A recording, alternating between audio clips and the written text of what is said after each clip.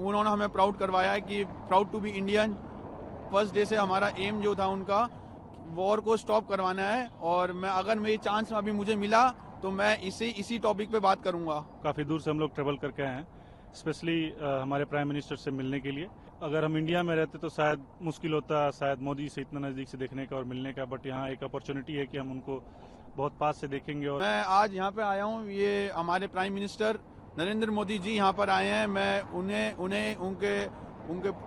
उनको प्राउड, उन्होंने हमें प्राउड करवाया है कि proud to be Indian. And मैं और यहाँ एक्साइटेड हूँ बहुत देखने के लिए। और ये जो मीटिंग है आज की, जैसे हमारे नरेंद्र मोदी जी की जो फर्स्ट डे से हमारा एम जो था उनका वॉर को स्टॉप करवाना है, और मैं अगर मेरी चांस अभी मुझे मिला तो मैं इसी टॉपिक पे बात करूंगा, अगर मुझे चांस मिला तो। आपको लगता है कि यूक्रेन को आज़ाद हुए 30 साल से ज़्यादा हो गए, कोई प्रधानमंत्री नहीं आया, एक बहुत बड़ा फैसला है प्रधानमंत्री मोदी का यूक्रेन आना? ये सोचने वाली बात है। इंडिया से पहले दफे मेरे होश में आज तक कोई नहीं सुना, मैंने नहीं कभी सुना था, ना कभी मैंने जाना था। आने से पहले किसी को पता भी नहीं था यूक्रेन है, मगर हमारे प्राइम मिनिस्टर नरेंद्र मोदी जी आज यहाँ पर आए हैं, और ये स्टेप बहुत बड़ा रहा है। और पूरे वर्ल्ड में रिलेशन तो बहुत अच्छे ही हैं, अब यूक्रेन के साथ भी अच्छे हैं। तो यहाँ पे हमारी जो कम्युनिटी थी, पहले इंडियन कम्युनिटी पे 18,000 कुछ बच्चे थे यहाँ पे। उस टाइम पे इन्होंने वाला मिशन, गंगा मिशन चालू करके उस टाइम से हमारी मदद कर रहे हैं ये हमारी गवर्नमेंट।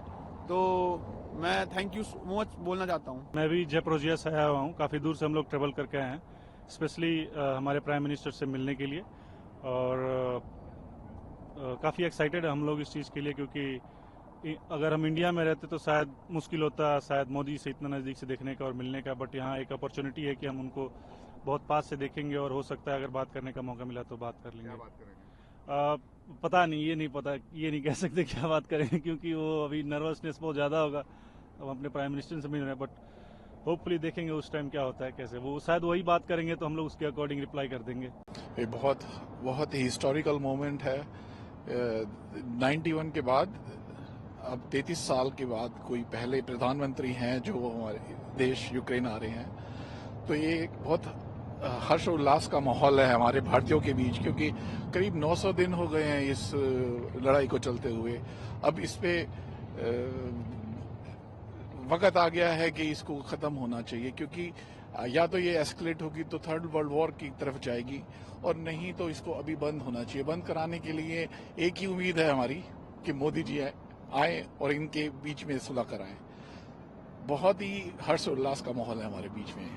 ये दौरा उस वक्त हो रहा है कि प्रधानमंत्री मोदी हमेशा से एक शांति की पहल करते रहे हैं। जिस मंच पर गए हैं उन्होंने आतंकवाद का विरोध किया है और शांति बहाल करने की अपील की है। आपको लगता है कि रशिया के विजिट के बाद यूक्रेन एक महत्वपूर्ण मैसेज होगा दुनिया के लिए? बिल्कुल बिल्कुल, एक बहुत ही महत्वपूर्ण मैसेज होगा ये, जिससे कि हमारी जो नेबरिंग कंट्री है जो अटैक कर रही है इस वक्त रशिया, उनको भी पता लगेगा कि हमारे प्रधानमंत्री हमारे यूक्रेन के साथ भी हैं, ना कि सिर्फ रशिया के साथ। और वो चाहते हैं कि इन दोनों देशों के बीच में खत्म हो ये वॉर। उन्होंने पहले भी 2 बार बोला है कि ये वॉर का टाइम नहीं है, और दूसरी बार ये जब विजिट पे थे तब भी बोला कि यहाँ पे जब इन्होंने अटैक किया तो ये जब अस्पताल होता है उस पे बच्चे मारे जाते हैं तो बहुत दिल रोता है।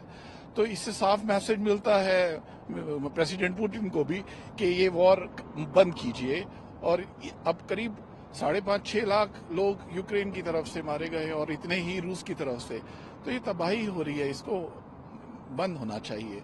और एक ही किरण है हमारे बीच, वो है मोदी जी। तो मोदी जी से यही गुजारिश है कि प्लीज इस वॉर को बंद कराने के लिए इनको ऐसे मैसेज दीजिए ताकि ये पीस एग्रीमेंट करे, सीज फायर हो और एक नॉर्मल जिंदगी शुरू हो सके, जिससे हम आराम की नींद सो सके। आपको लगता है कि प्रधानमंत्री मोदी जब देश के बहुत ही फ्यूचरिस्टिक चीजों पर बात होगी और दो देशों के बीच की जो नजदीकियां हैं और गहरी और मजबूत होंगी? बिल्कुल, एकदम। सबसे पहले तो हमारे जेट इंजन्स की जरूरत है इंडिया को, वो मिलेंगे। डिफेंस के ड्रोन सिस्टम्स इनके बड़े एडवांस है, ये हम आगे पास ऑन कर सकते हैं टेक्नोलॉजी अपने इंडिया को। उसके अलावा यहाँ के सॉफ्टवेयर इंजीनियर्स इंडिया के बाद में बड़े हुनर रखते हैं, तो उनके साथ भी मिलके सारी टेक्नोलॉजी यूज कर सकते हैं। ये हर तरह से आगे दोनों कंट्रीज के बीच में अच्छे बायलैटरल ट्रेड्स हो सकते हैं। फूड इंडस्ट्रीज है, यहाँ से एक्सपोर्ट होता है सनफ्लावर ऑयल, मक्का।